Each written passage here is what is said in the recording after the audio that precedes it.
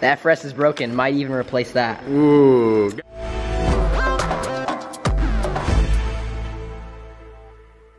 Good morning, guys, and welcome back to another vlog. My name is Evan. If you guys are new here, go ahead and smash that subscribe button. We are so close to 100,000 subscribers. I am super excited. It's a huge milestone for us.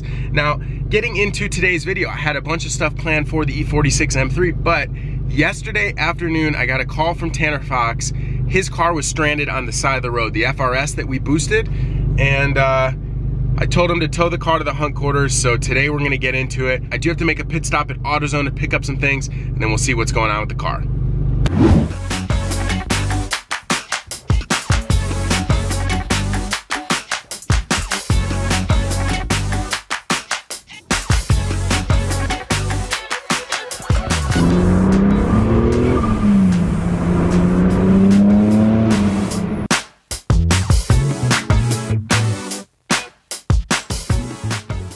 Alright, so before I do anything, before I even start it up, I actually just want to look under the hood and see if I notice anything that's loose or popped off or something like that. Now, Tanner was explaining to me what the issue was. Basically said it was barely holding an idle. Sometimes it would idle really high, kind of stutter, and then it kept turning off. So this makes me believe that there is a huge vacuum leak that's causing the issue. So let's take a look. I'm just going to set the camera down and see if I can see anything that's loose or that's popped off.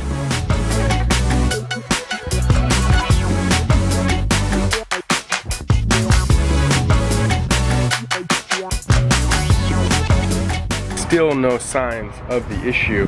Can't figure out exactly, but it really does sound like a huge vacuum leak, and it's almost like I can hear it, but I cannot pinpoint it. I've been using this little mirror right here. I've been using my camera. Still nothing. I'm gonna get on the phone with Zach from Delicious Tuning. Let's see if he can help me. One eternity later. I got it. So I hit up Zach from Delicious Tuning, and underneath the intake manifold, it's gonna be really hard for me to show you. There are these two braided lines, and for some reason, this one was actually, that one was plugged in, but there's another one down here, and this one was just free floating in there. Now, there's no clamps on these, so I did some research on the forums. It turns out this is a pretty common problem. So I'm going to try to get some clamps on here and put them back onto that sensor under there. I think this is the issue. So I had to call in some help from Extra Premium here. Calvin's hands. The magic hands. So whenever we're in a pinch at the shop, this guy right here, he's got, I guess you call him magic hands. I'm the magic man now. Yeah, I know. Okay. Because for some reason, Calvin is the best at removing clips. You got it? Yeah. Yeah. So I've been struggling on this for 20 minutes, and then Calvin gets it in 5 or 2 minutes, so. All right, well. Yep, that's tight. That's tight. Let's give it a start. Hey. All right, that sounds perfect. You did it. Before I give it back to Tanner, there's two things I want to do. One, I need to go for a test drive. Okay, now the second thing, I thought it would be a little bit of fun to try to play a prank on Tanner. He's always playing pranks if you guys follow his YouTube stuff. So let's see if we try to convince him that the car is messed up. It's gonna need a ton of work. We're gonna have to remove the cylinder head and do all this stuff.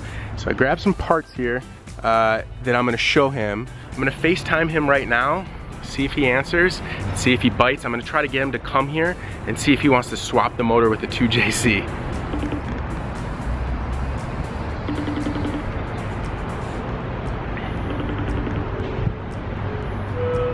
Yo.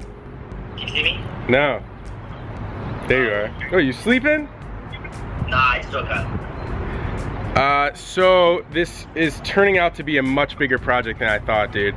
I just started. Yeah, I just pulled off the intake manifold. You see all that? I just pulled all that stuff off, and I think you have a crack in your cylinder head. So I don't know if you were boosting it too hard or what. What time do you think you could come here today potentially? Yeah. Okay. Yeah, I'll be here. I won't do anything. I'll kind of want to show you, and then we can go from there. Okay, cool. Okay. I'll probably head over there in a little bit then. Okay, cool, man. Sounds good. Bye. See ya. Bye. This is Calvin's first time in this car, and you're considering turboing your car, right? Yeah, maybe considering at some point. Yeah. So the car's not stalling. So that's good. But yeah, everything seems like it's back to normal. All right, first test drive. Let's see how it does. It's good. Boosted. It's very smooth.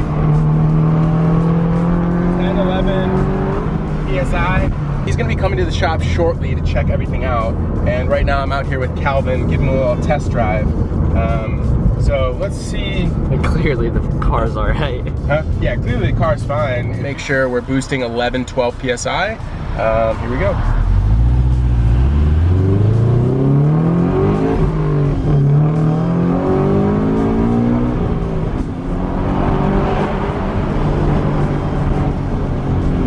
Everything seems good to me. This thing's pretty fast. It's good. It feels good. Fireball. All right, so we went ahead and I just grabbed some random miscellaneous parts and pieces here, and we're kind of lining this up as if everything is disassembled. So Tanner is on the way right now. He thinks he's gonna be borrowing the S2000 for a few days while we fix this. Essentially what we're gonna be doing is giving Tanner a bill for about $2,000 to $3,000, seeing if we can get him to sign the paperwork, and then we're gonna surprise him and tell him the car is fine, everything is good. It was literally 2 vacuum hoses that were unplugged. So let me get that invoice ready, and we'll see when he arrives. A few minutes later.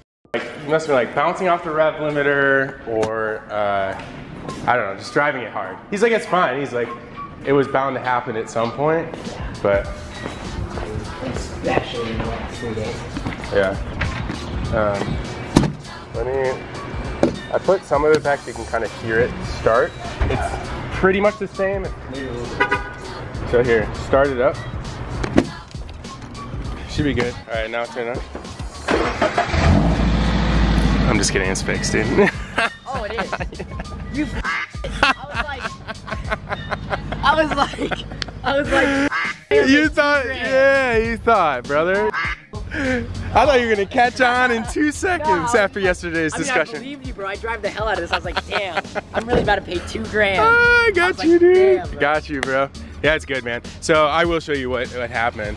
Oh shit, bro. I thought I was kind of excited to drive the S2K. You should still ask him if you can. Literally, I do, then. all you did was something that's very common. These are like vacuum hoses, essentially. And there was 2 that we couldn't feel. Right on here, that little braided hose right there, that one just popped off.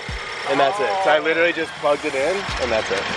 Damn. But I couldn't feel it yesterday. I told my mom too. I was like, hey, I broke the FRS. I was like, I have to pay like $2 grand. I had to take some inspiration from you, dude. And try to do a little prank on you. And then you were like, come out here, you can drive the S2K. Alright, so he texted me earlier, and he said the FRS was broken, so I even tweeted it. Look, you pranked all of my followers too. The FRS is broken, might even replace that. Ooh, got him. Got him. All right, so I hope you guys enjoyed that video. Tanner, sorry, had to get you. You set us up for that one. So if you guys like this video, please give it a big thumbs up. Definitely consider subscribing to our channel. We'll see you guys in the next one. What's up, guys? Mickey Andrade here from the Throtl team. Gonna give you a little background on me and what I've been doing for the last 15 years since I moved to California. I graduated college in 2002 from the University of Akron with a degree in business and interpersonal communication, oddly enough, and I have a minor in marketing. Moved out to California to work for Modern Image Signworks in Huntington Beach. I worked there for about a year when I was given an opportunity to go work at Falcon Tire. When I started working there as a marketing guy, we launched the Drift program, and the Drift program was huge for me in that I got to learn about motorsports and how to manage a motorsports team and manage drivers. The opportunities I had there were amazing, and they led me to a career at HRE Wheels. I worked in marketing at HRE for a few years. After I worked at HRE, I went on to AccuAir Suspension up in San Luis Obispo. I worked there for about a year managing their marketing activities. After my time at AccuAir, we started Throtl, and so it's been about, I think it's going on 3 years now that we've been at Throtl, and really pushing hard to make Throtl something cool for you guys to be involved with, and to give back to the automotive community, which is our ultimate end goal. Everybody seems to be taking from this scene, and for us it's more about giving back, building a cool car culture brand and being able to do cool giveaways and things like that for our VIP members. If you guys are interested in seeing more about the cars that I build and the projects I work on, follow me on Instagram. It's at Mickey Andrade. Shoot me a follow and go to the throtl channel, a subscription, and keep an eye on what we're working on.